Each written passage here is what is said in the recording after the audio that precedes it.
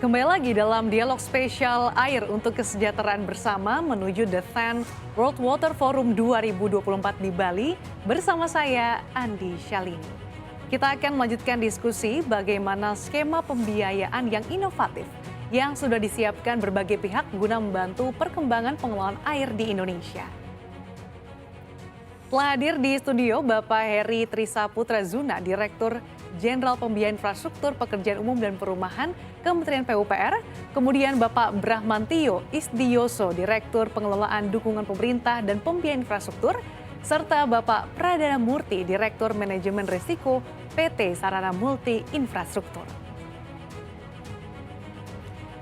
Ya, mari kita mulai dialog berikut ini.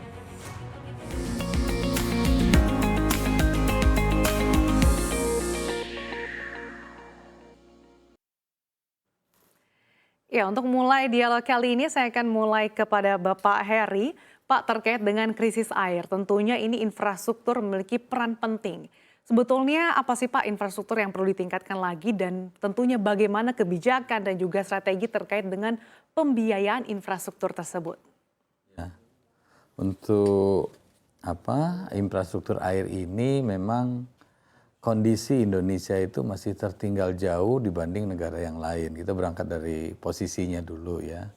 Cakupan air misalnya, kita baru menuju angka ke 50 meter kubik per kapita per tahun. Ya. Sementara negara lain ada di angka seribuan lebih seperti itu. Sehingga masih banyak yang harus kita lakukan untuk pemenuhan tadi.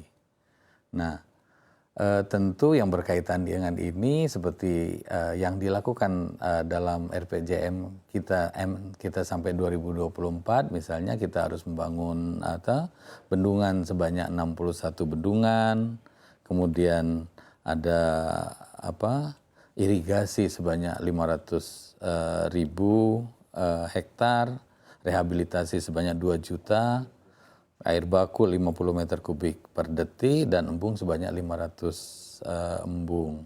Nah ini semua yang kita targetkan sampai ke 2024. Tetapi yang harus kita sediakan masih banyak lagi seperti itu. Nah tadi terkait dengan infrastruktur yang dibangun, kita menghadapi kenyataan bahwa kemampuan pendanaan pemerintah itu kurang lebih sekitar 30%. RPJMN bilang 37%, PUPR ya 30%. Artinya selebihnya ini harus kita carikan solusinya.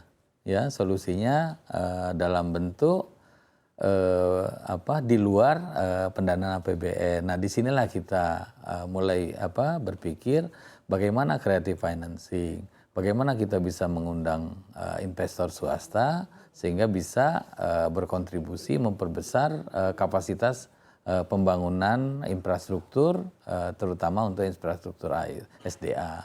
Nah yang lain juga yang paling dekat dengan kita ya air minum.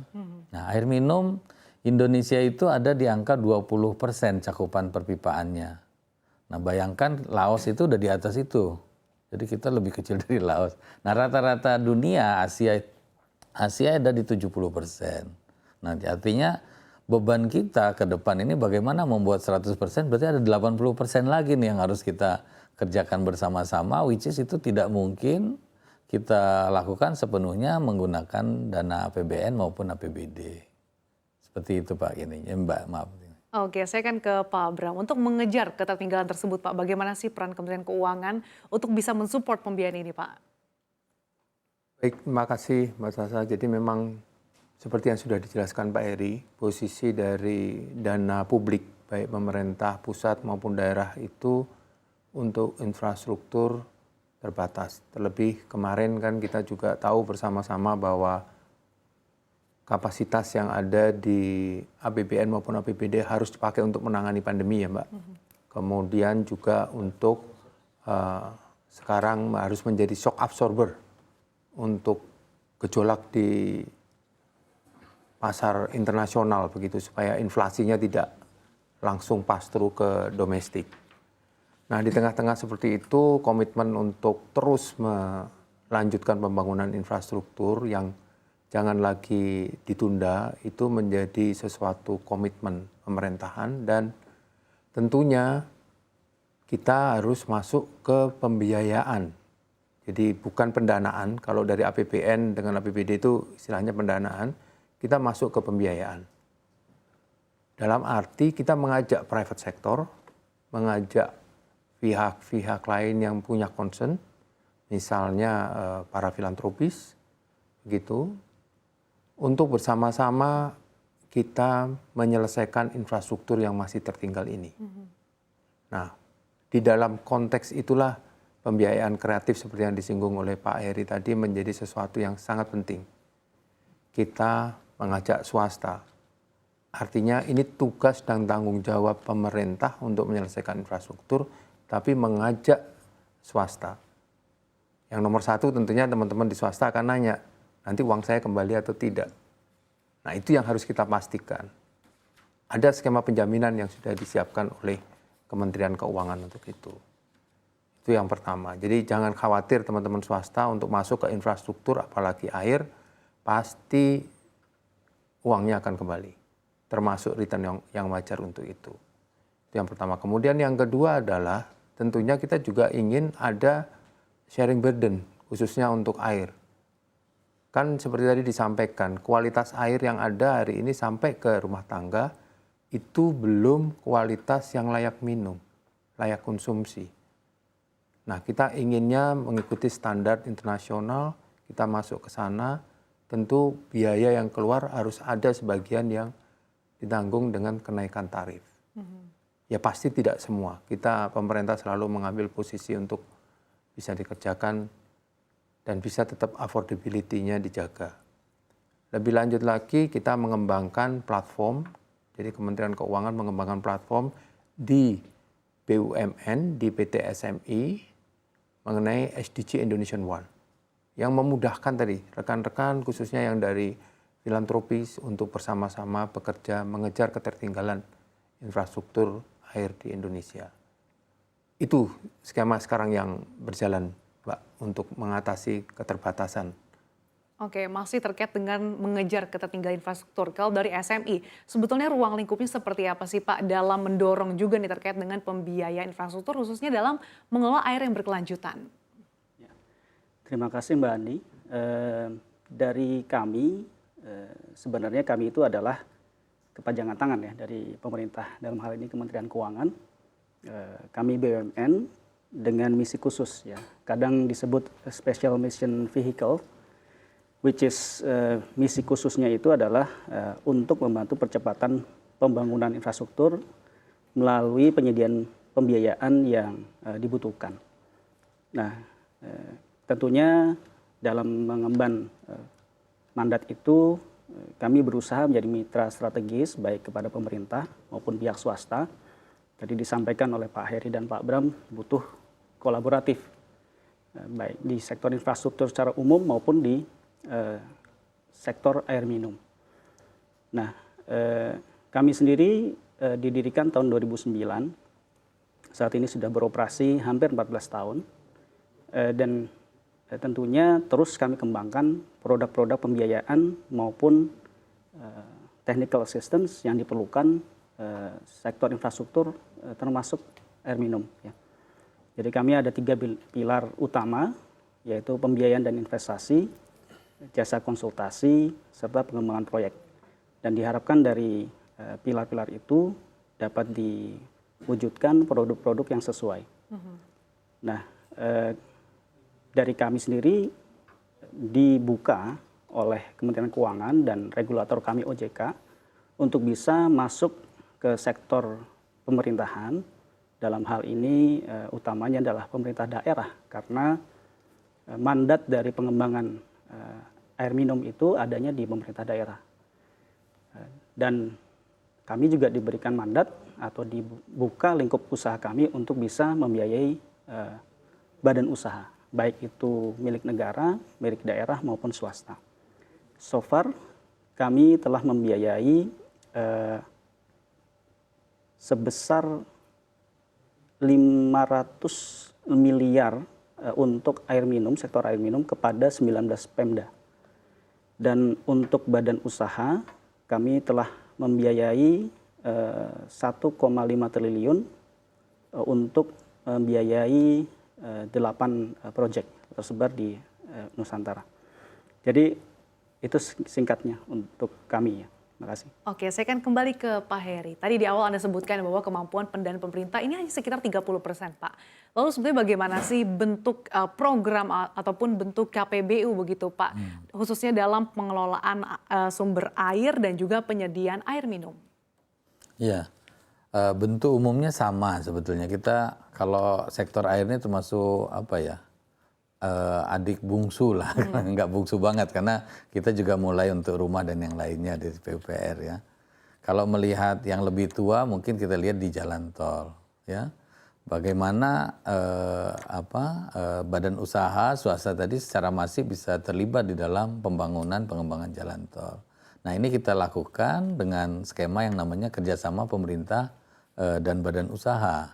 Nah secara aturan ini sudah mature ya dari sejak tahun 2015 sudah banyak sektor yang menggunakan skema ini sampai ke satelit ya Pak Bram ya. Seperti itu. Jadi kalau air minum mestinya tinggal bagaimana kita coba nanti kita replicate terus kita scale up pada waktunya. Nah dari sektor air minum sumber daya air memang yang duluan itu baru air minum. Ya kita sudah ada di Umbulan, sudah ada di Jatiluhur, sudah ada di Karian, juga Semarang Barat. Nah hari ini kami sedang menyempurnakan skema delivery-nya. Yang semula kita lakukan secara parsial dengan take or pay ya, kepada PDAM. Hari ini kita gabung kembali karena kita melihat dengan proses yang parsial tadi pada gilirannya tidak berjalan dengan sempurna. Karena berhasil kita menyediakan air curahnya, namun gagal kita serap di level masyarakatnya karena tidak siap dengan sambungan rumah dan jaringan distribusinya. Sehingga ada saat ini sedang kita siapkan namanya Spam Juanda. Jadi dia yang disebut dengan source to tap. Jadi dari awal sampai ke penerima manfaat nantinya. Harapannya ini nanti akan jadi model untuk air model spam ke depan. Nah lalu kita juga lakukan piloting untuk bendungan multipurpose dam. Itu dimerangin nanti dikombinasikan dengan pembangkit listrik sampai 100 megawatt ya. Kemudian ada terkait juga dengan air minum. Lalu ada bendungan Bodri di Jawa Tengah juga sedang kami siapkan studinya. Mudah-mudahan di tahun mendatang bisa kita lakukan transaksinya. Nah, yang tidak kalah pentingnya juga dengan pangan, ya. Nah, ini ada 2 proyek KPBU irigasi yang sedang kita siapkan. Satu di Komering di Sumatera Selatan dan yang kedua di Lombok yang high level diversion ya dengan smart water technology. Jadi proses upaya-upaya ini kita terus dorong ya, memanfaatkan skema yang sudah mature, aturannya sudah in place, fasilitasnya juga sudah tersedia, mulai dari jaminan tadi seperti Pak Bram sampaikan, jaminannya ada PTPI yang dibentuk khusus untuk ini sehingga harapannya nanti tentu badan usaha tidak khawatir ketika dia masuk benar nggak nih saya dibayar karena ada PII yang akan bertindak nanti mewakili pemerintah untuk menjamin proses perjanjian tadi. Nah dengan pilot ini harapannya akan lebih banyak proyek sumber daya air yang bisa kita dorong. Nah di sini ada SMI nanti bisa berkontribusi di pembiayaan hutangnya ya. Kemudian ada juga dana reksa itu membentuk yang namanya Indonesian Water Fund ya. Dia akan berkontribusi di sisi equity ditambah investor itu sendiri. Jadi target besar yang kita masih jauh tertinggal dari negara lain tadi harapannya bisa kita speed up prosesnya dengan skema yang KPBU tadi. Begitu. Oke, jadi memang ada berbagai upaya yang dilakukan juga ya Pak, mulai dari bendungan hingga sekali. irigasi. Kalau dari Pak Bram, melanjutkan juga tadi dari yang disampaikan Pak Heri. Bentuk pembiayaan seperti apa sih Pak, terutama dari kebijakan untuk bisa melancarkan sumber daya air yang inovatif? Ya, Mbak. Jadi untuk kita membawa sebuah skema pembiayaan yang inovatif, yang paling awal harus kita lakukan itu adalah merancang proyeknya supaya layak dan bankable. Bankable artinya proyeknya siap untuk dibiayai oleh dana perbankan. Karena di setiap proyek infrastruktur secara umum itu tadi ada bagian equity seperti yang disinggung Pak Heri, itu biasanya 30% dan 70% lagi adalah dana pinjaman. Nah, proses menyiapkan itulah yang dialokasikan dananya oleh Ibu Menteri Keuangan melalui fasilitas yang disebut dengan Project Development Facility. Jadi melalui fasilitas itulah kemudian bisa terlihat struktur proyek, struktur keuangan, dan struktur penjaminan yang bisa diterima oleh market. Nah, diterima oleh market ini sebuah mindset baru yang harus dibawa oleh segenap stakeholders, baik itu di level pemerintahan daerah, provinsi, maupun pusat. Yang biasanya ngurusin untuk konstruksi, ini harus ngurusin merencanakan sebuah bisnis untuk ditawarkan. Itu tantangannya. Nah, kita sekarang sudah berjalan beberapa tahun dengan KPBU. Kedepannya kita akan masuk ke skema blended finance supaya lebih luas lagi pihak-pihak yang bisa dibawa dan juga mengembangkan obligasi-obligasi yang tematik yang sudah dimulai oleh pemerintah pusat. Jadi kalau pernah dengar ada sukuk untuk air, untuk irigasi, untuk green, untuk SDG, nah itu yang terus harapannya kita nanti daerah juga ikut. Sejauh ini antusiasmenya seperti apa, Pak? Antusiasmenya sangat tinggi. Dan surprisingly teman-teman milenial justru yang sangat berminat dengan obligasi yang temanya untuk environment dan climate. Nah itu sangat melegakan karena mereka dompetnya masih tebal gitu ya untuk membantu pemerintah untuk itu. Dan agentnya ke depan kita sangat mengharapkan ini kita bisa kolaboratif PUPR dengan teman-teman PT SMI untuk membawa semangat ini ke daerah. Itu Mbak. Oke, saya kan ke Pak Pradana. Kalau dari pandangan Anda sebetulnya strategi pembiayaan efektif ini seperti apa sih Pak khususnya di bidang air? Ya, saya sangat setuju dengan yang Pak Bram sampaikan bahwa bottleneck utama itu adalah di fase penyiapan proyek. Karena kita bicara ini walaupun sesuatu hal yang basic, kebutuhan standar hidup, ya air minum, tetapi dari sisi jaringan pengelolaannya itu adalah suatu hal yang kompleks. Kita bicara baru sebagian yang teraliri dari masyarakat kita hingga butuh investment untuk menyambung pipa-pipa, belum lagi untuk menarik ke sumber air. Itu juga butuh investasi juga, dan kebetulan memang ada pemisahan peran di regulasi kita di mana investasi itu hanya bisa di sektor hulu saja, sedangkan yang sektor hilirnya untuk menyambung ke rumah-rumah itu dilakukan oleh PDAM.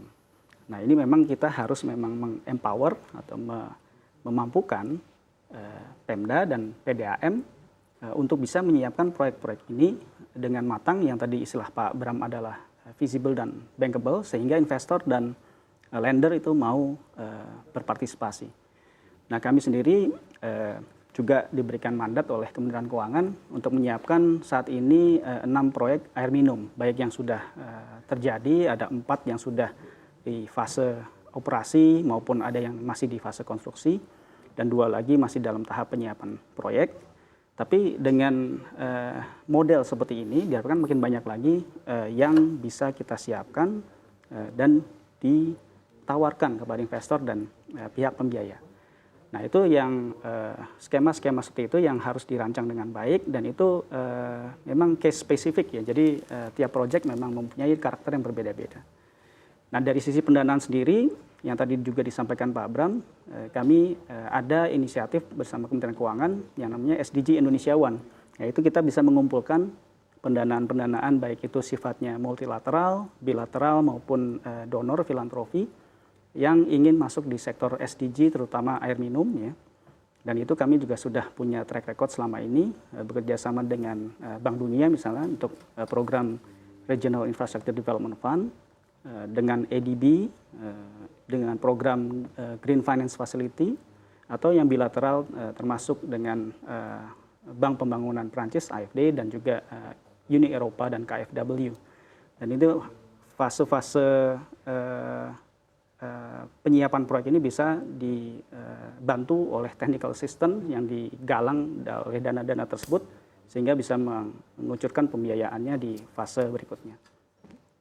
Oke, terakhir mungkin untuk Bapak Heri, seperti apa Kementerian PUPR mendorong keterlibatan swasta Pak dalam mendukung pembiayaan inovatif khususnya terkait dengan pengelolaan air yang berkelanjutan?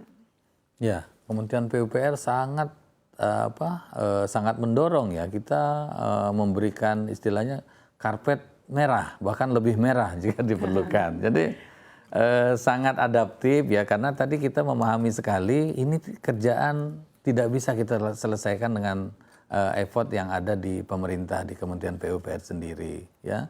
Sehingga regulasi pun perlu kita pelajari ya, kita coba strukturkan sehingga proyek tadi memang bisa diterima oleh swasta ya. Memang ada isu kalau di sektor sumber daya air ini berkaitan dengan operasi dan pemeliharaan ya, di mana itu di dalam peraturannya tidak bisa dilaksanakan, tidak bisa dikerjasamakan seperti itu. Tapi kami melihatnya ini bagian dari pengamanan, meletakkan peran pemerintah, terutama untuk alokasi air. Sehingga di dalam struktur KPBU-nya nanti kita buat sedemikian rupa sehingga nilai-nilai tadi tidak kita langgar. Demikian juga dengan air minum ya. Tadi bahwa yang berhubungan dengan masyarakat harus pemerintah atau BUMN atau BUMD. Nah, ini kita strukturkan demikian, tapi tidak menutup kemungkinan kita melakukan inovasi sehingga proyek ini bisa kita lakukan dalam skala program.